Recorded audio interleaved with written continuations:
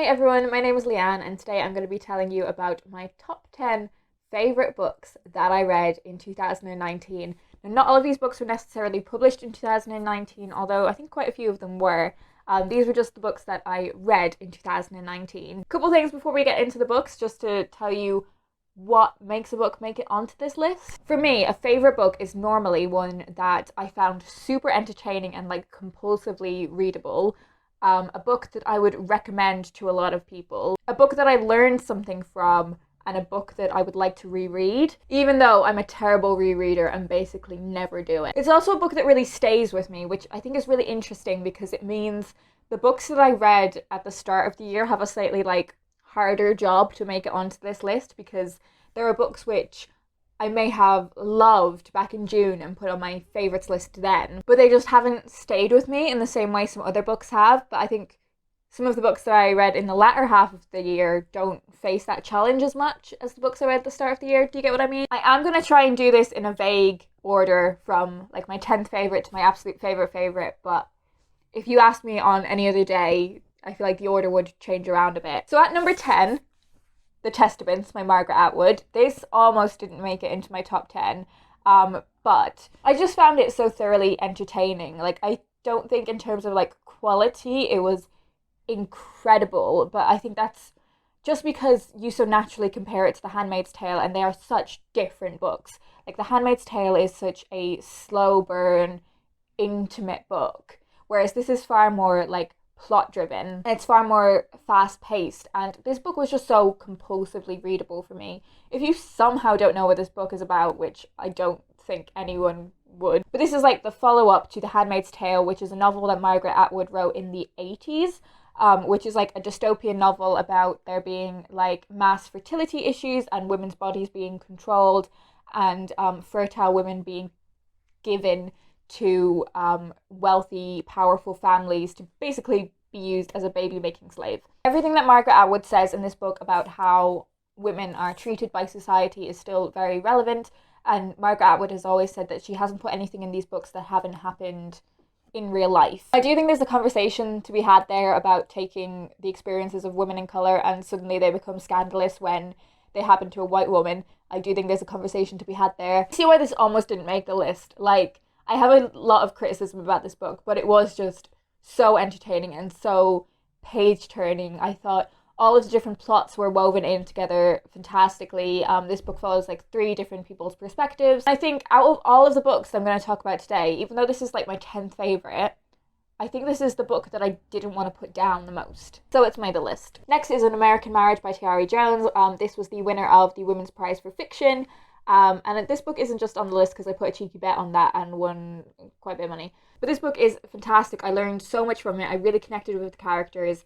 This book follows the relationship between a newly married couple and what happens when the man in this relationship is falsely accused and imprisoned for rape. I think that was handled really fantastically in this book because we, as the reader, know he is completely innocent. His partner knows he is innocent. He knows he's innocent. But from the off, that is so clear-cut. There is no tension or uncertainty about his innocence, and I think that was done really well. It also doesn't blame the woman who accused him either. It doesn't present her as vindictive, she believes that it was him that did it. The villain of this book is the American justice system, or lack thereof, and this book follows their relationship as they try to hold it together as he goes through this dreadful experience and being apart from her, and it follows her trying to get on with her life and building a life without him. And then what happens to that relationship when he gets out? What I thought was superb about this book was that you have a chapter from his perspective and you really see things from his point of view. You think his wife is being completely unfair, you totally see where he's coming from. And then it goes to a different perspective where you see it from her point of view and you empathize with her so much more. You see how difficult it is for her to be fair because the situation is so unfair. I think this is a book that would appeal to so many different readers because it's a book about race relations and the prison system, but it's also a book about a marriage, what a marriage can survive and how in a marriage you make difficult choices that you don't really want to make. I would really highly recommend to just so many different people. Another book about a marriage next on my list is The Break by Marian Keyes. I've just fallen in love with Marion Keyes this year. Even though this is the only book of hers I've read, I had this like amazing feeling where I know she has written so many books and now I get the chance to go and experience them, and I look forward to that so much. This follows Amy and her husband Hugh as Hugh has a bit of a midlife crisis and decides he's just gonna fuck off. He's going travelling in Southeast Asia and he doesn't really want contact with Amy. He just wants a break from their marriage, and it's about what happens during that break. It's about Amy cope on her own and figuring out whether she would ever want to take Hugh back, whether she can forgive whatever it is that he's getting up to on essentially his gap year. It's about Amy's newfound independence, and it's about her going after what she wants while trying to hold her family together. What I loved about this book was all of the characters were so interesting and so much fun. Like, all of Amy's daughters have their own really unique personalities. Her mother is fantastic. Like, all of the characters in this book feel so fully formed and fully fleshed out. Like, they are real people. There's also some quite steamy scenes in this book, which I enjoyed very much. It's a brilliant book. I just loved spending time with these characters, and I'm so looking forward to reading more of Marion Keyes' books. Next we have The Confession by Jessie Burton. This was the first Jessie Burton book I'd ever read, and I enjoyed it so much. I thought it was fantastic. This book has 2 different timelines in it, and I think one of the reasons this book really stands out to me is because I read a few books that had that around the same time, like those 2 different timelines. And this was the book that really cemented that I love that as a narrative device. Like, this was the book I think it was done the best in, so it really stands out to me. So in one timeline we follow a female-female relationship in the 1980s between one woman who is a very successful author who decides to move to America and live this quite lavish lifestyle. Her name is Connie, and we also have Elise, who is a bit more quiet, a bit more reserved, and she's a bit more overwhelmed by this lifestyle. And one day, Elise goes missing. Then we flick forward 30 years where we follow a character named Rose, who we realise is Elise's daughter. Rose hasn't been told much about her mother from her father, but eventually she finds out about Connie. She's going to pretend to be someone she's not and work for Connie as like a home assistant. It's about the bond that ends up forming between Rose and Connie while there is this like massive secret that Rose isn't telling her. And I did just love that narrative device of following them in the present day but finding out little bits about their past at the same time. This was another book where I felt like all of the characters were so flesh and bone, like they were so real. And it's another book that I thought was a total page turner as well. This book has a lot to do with love. That's what I would say the takeaway about it is. And how love is sometimes flawed and requires work, but it's still important and can be found in unexpected places. Noughts and Crosses by Mallory Blackman. Absolutely loved this book. It's been on my TBR for so long, and I put it off for so long because I was worried I wasn't going to love it as much as everyone else does, and I did. This book follows the friendship and relationship between Sephi and Callum in a society that is fraught with racial tensions and divides and power struggles. Sephi is a black girl, and in this society, black people have the societal power. White people like Callum are very oppressed by society. This book follows the racial tensions that impact on their relationship and follows whether their relationship can survive in this political climate that is more fraught, where activists are turning to violence as a form of defense. What I thought was really interesting about this book was how I had to retrain my brain to see people of color in the positions of power and white people as the oppressed people. Like, I had to retrain my brain so much while reading this book, and it really made me like check my privilege. So it was a really like valuable learning experience for me, but it was also just a gripping story. I think I will be picking up the second book in this series very soon. Next on my list is Unicorn, which is the only non-fiction book on this list. This book is about a Muslim drag queen. It's their memoir. It follows the author's upbringing in their quite traditional Muslim household and how their parents really tried to suppress their son's sexuality. And we follow them as they begin to understand their own sexuality and their own gender, as we follow them as they try to perform different identities. We follow their journey with acting and their acting career and their frustration as being like typecast as a typical Muslim character, and they say the only things they ever get cast in are like as terrorists or people who own corner shops. We follow their journey for acceptance and their discovery of drag and their understanding of how their gender identity isn't binary.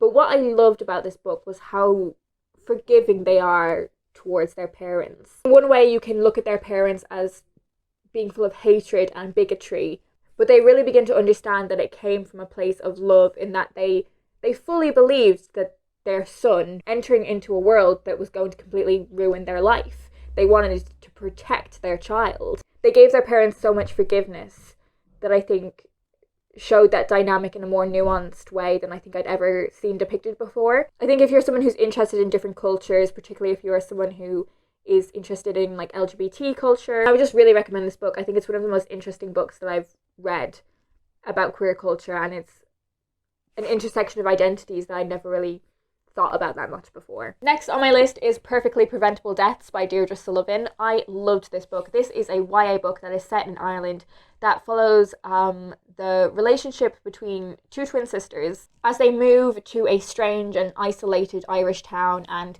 they begin to plant their roots there and settle in. Caitlin is the far more like outgoing, sociable twin.